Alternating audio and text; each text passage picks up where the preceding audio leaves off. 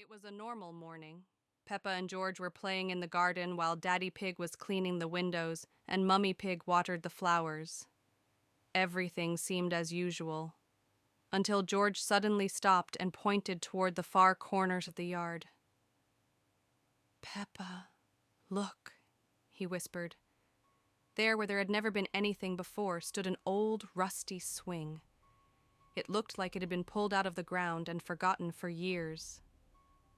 Peppa frowned. "Where did that come from?" she asked. Mummy Pig glanced at it and suddenly turned pale. "Don't go near it," she said firmly. "There was never a swing there." That night, Peppa woke up to a faint creaking sound. She walked to the window and saw the swing gently moving back and forth, even though there was no wind. George was awake too. He looked at her and whispered. She was there, sitting. A girl covered in mud. She was staring at our house. The next morning, Peppa decided to investigate. George was too scared and stayed behind.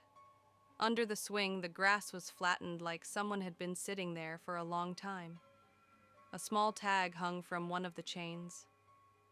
"You sat too long?" "Now it's my turn." Peppa reached out and touched the seat. Instantly, everything around her vanished. She found herself in a grayscale version of the playground, silent, distorted, and cold. The same swing sat there, but it moved like it was breathing.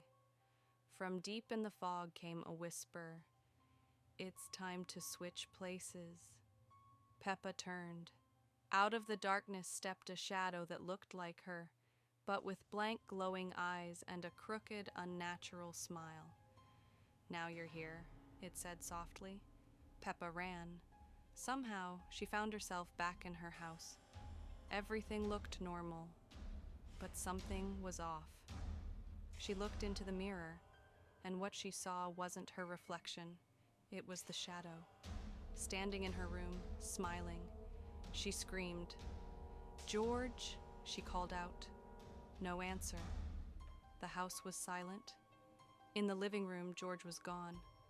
Only his toy dinosaur sat on the table, covered in dirt.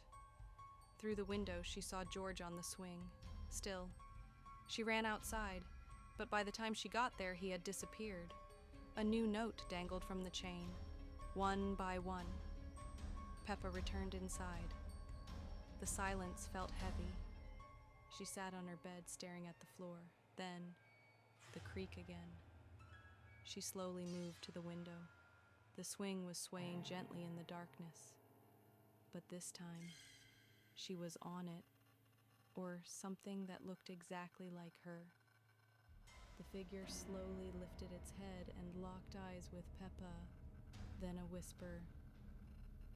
"You're already on it, Peppa. You just haven't realized yet."